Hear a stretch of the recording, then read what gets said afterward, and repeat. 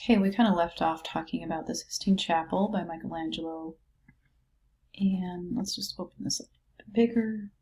So initially, Michelangelo did not think he was up for the task of painting the Sistine Chapel, but then he thought about it some more and he realized that God, not just the Pope, really wanted him to do this. So he would even come back later after his initial visit or initial work and actually paint the altar wall of the chapel, this was done later. So he came back to actually paint this piece here, the altar wall. So, while painting the ceiling, the plaster was laid in a new section every day, and at the beginning of each session, the edges would be scraped away and a new area laid down. The edges remain slightly visible, and they have a good idea of how the work progressed. If you actually get up there and look closely at this, they can tell kind of the grid where Michelangelo worked. Because you can only do this one chunk at a time, day by day, because the plaster dries so quickly. So you have to prepare the wall and do it in sections, basically. And customary for fresco painters was to use a full-size detailed drawing called a cartoon to transfer design onto a plaster surface.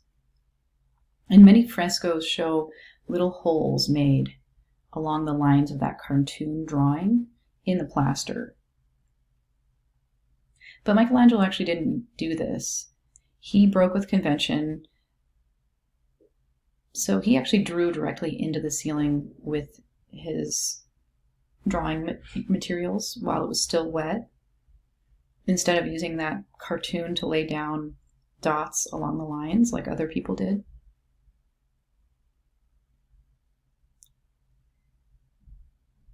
And he used very intense colors and incredible detail and idealized human forms to convey the spiritual meaning as well as his artistic skill in his work. So we're going to take another piece by Raphael, the assumed portrait of Francesco Maria della Rovere, or Rovere, maybe Rovere. Detail of the larger work of the School of Athens. So this is a true fresco. So this was by Raphael, which was a contemporary of Michelangelo, so 1510, 1512. So this is a close-up of his technique in the assumed portrait of Fresco Maria della Rovere. This is the detail of a much larger work of the School of Athens. So this is actually from the School of Athens. And they have to prepare a full-size drawing in the form of a cartoon, and then they transfer the design onto the freshly laid plaster wall before painting, typically by punching holes along the line and creating little outlines that way. So because it dries so quickly, only a portion of the wall can be painted, and then joints from each day's work are usually arranged along the major edges of different shapes in the composition in order to try to hide the joints. And the painter works in a rapid staining process similar to watercolor. Lime in the contact with the air, and so lime from the plaster in contact with the air forms transparent calcium crystals that chemically bind the pigment to the moist lime plaster wall. So the lime plaster thus becomes the binder, creating a smooth, extremely durable surface. Once the surface has dried, the painting is part of the wall rather than just resting on its surface. Sorry, I had to pause because my radiator was screeching. So really, it's super durable because the lime in the plaster becomes the binder, and once it dries, it's really part of the wall and not just resting on the surface. And then no changes can be made after the paint is applied to the fresh plaster. And they have a lot of luminosity, a fine surface, and then that permanent color really make it the ideal for large murals. And a mural is any painting that is a wall-sized painting. And fresco is really great for murals. And as you can see, it has the ability to really stand up to the test of time because it's done on that wet lime plaster surface. Fresco secco, which is dry fresco, is done on finished dried lime plaster walls. So it's actually done on the surface of dried lime plaster. And with this technique, tempera paint is applied to clean dry surface over an already dried true fresco to create a greater color intensity. So dry fresco is done on the surface of lime plaster. It's not a true fresco. It's not done in a wet plaster. So after the Renaissance and the Baroque periods, fresco became less popular because oil paint was available, and it was so much more flexible and easy to work with. And so there was a revival of fresco, began in the 1920s in Mexico, encouraged by the government in support for the arts. And Diego Rivera is the guy that really brought back in the 1920s the fresco technique. And the Mexican government paid him to decorate public buildings with murals, most of them in fresco. So we're going to talk about Diego Rivera, who was a leader of, kind of the revival of frescoes. And he was actually invited to Detroit to paint a mural in the Detroit Institute of the Arts. So it's kind of, here it is, here's his piece, Diego Rivera, a mural depicting Detroit industry from 1932 through 1933. So the Institute of the Art in Detroit actually had him come and paint a true fresco in the lobby. And this is the largest panel of his work that depicts the manufacture of automobile engines, because Detroit is really well known for its automobile factories. And then it kind of shows these raw materials in the top panels that the cars are actually made out of.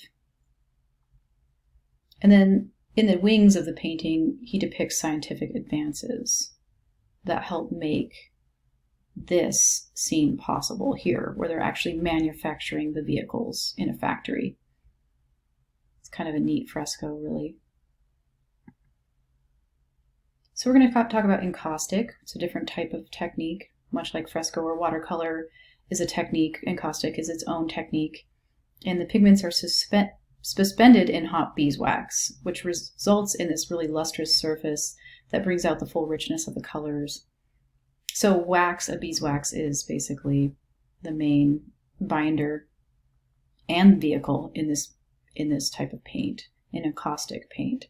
So we're going to take a look at a piece done a really long time ago of a portrait of a boy. It was used by the Greeks and flourished in Egypt during the Roman colonization period. And so Fayum was a city in Egypt that the Romans kind of took over eventually. And this is where this piece came from. It's called Portrait of a Boy. So it does have the Greek or the Roman influence, but it was found in Egypt, in Fayum, 150 BCE. So it's encaustic paint. So it's that beeswax paint on wood. And it's just kind of amazing how old it is and how good it still looks. So it was painted in the ancient city of Fayum. The portrait is a memorial to the deceased boy and was painted directly on his wooden coffin. And these are definitely the earliest surviving encaustic works. So they've really been able to retain their color intensity for almost 2,000 years now.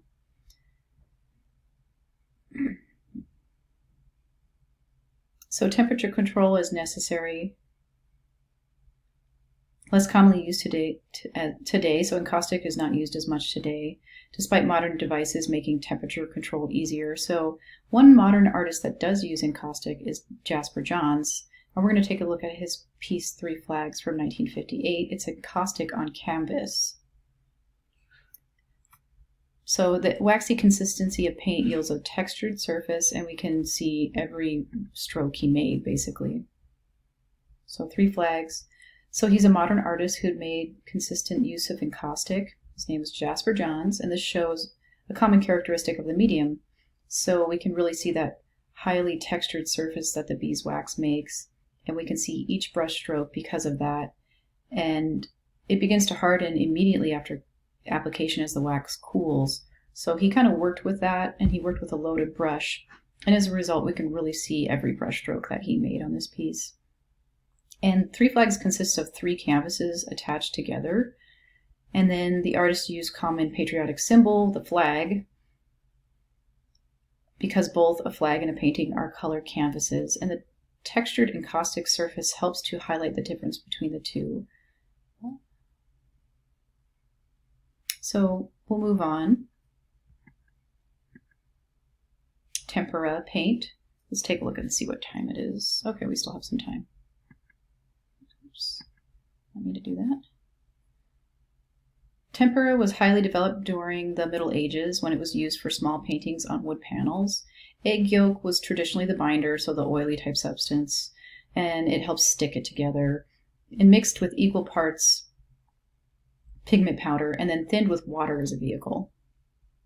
Tempera is not used as much today, and as a result, the word has changed its meaning. Today, tempera is often used for water-based paints, such as poster paints or paints with binders of glue or milk protein. Traditional egg tempera has a luminous, slightly matte quality to it, so it's not shiny when the surface is dry. Because it cannot be mixed after it is applied, artists generally apply tempera in thin layers to build up desired shades of color. And the preferred ground for egg tempera is gesso, a chalky, water-based liquid that dries to a bright white. So they put the gesso down first and then paint on top of that with tempera. And egg tempera is good for achieving sharp lines and precise details, and it does not darken with age, which is nice for artists because a lot of paints will darken with age, but tempera doesn't. They do change after they dry, so that's a little tricky. And blending and reworking are difficult because tempera dries really rapidly, so it's hard to blend very well. And it lacks a lot of flexibility and movement, and the support may also cause the gesso and the pigment to crack. So tempera is actually better suited for a rigid support like a wood panel. So typically tempera is painted on wood. And most artists don't use it, but George Tucker used this medium successfully. So advantages: sharp lines, precise details, does not darken. Disadvantages: colors change when drying, difficult to work, not flexible, and requires a pale underpainting. So we're going to take a look at George Tucker's piece. He actually used tempera. He's a modern artist that used it. And his piece is called Waiting Room, and it kind of just shows the interior of a waiting room. It's just kind of painstaking execution that he created with this piece. It has high detail. And Tucker said the slowness of working in tempera fit his way of thinking. So here it is, and it's actually really has a very nice luminous quality to it and a high level of detail. And it's almost like a haunted quality, the way that it's lit. And it also may be the colors he chose and the glowing quality of the work. The people also look pale and ill, and there are no faces that look directly at us in this piece, except for the one in the back with this magazine cover. So it's kind of ironic that it's not an actual face looking at it. It's just a magazine cover. And the man on the left is sort of looking at us, but not straight on. And it helps add to the feeling that no one really wants to be in this room because it's a waiting room, and most of us have been waiting in a waiting room before, and we recognize the oppressive atmosphere of a waiting room, and he definitely captures it in this piece. So I think, well, maybe we can keep going. Oops. So we'll talk about oil a little bit here. This is really the favorite medium of Western art, and it's been around for 5 centuries, and they're mixed with various vegetable oils to start off with, but when they first developed oil painting, they didn't know which oil would be the best oil to use for oil paints, but by the 15th century, oil painting really started to pick up speed when Flemish painters actually came up with a really good recipe for oil paints using a certain type of binder or oil, which was linseed oil, which is really the best oil to use. And then they mixed turpentine in as the vehicle, and that recipe really took off and is still being used today. And it's a really successful combination. During this time, artists were still painting on wood panels covered with smooth layers of gesso, and so they had not started using canvases as a support yet. And they had not really discovered canvas as a support yet. So painting on panel was something that was kind of left over from the older tradition of tempera painting, which requires a stiffer support, because tempera will crack easily if it's not on a really stiff support. So we'll take a look at John van Eyck's Madonna and Child with a chance to roll in. So it's a gesso-covered wood panel Used glaze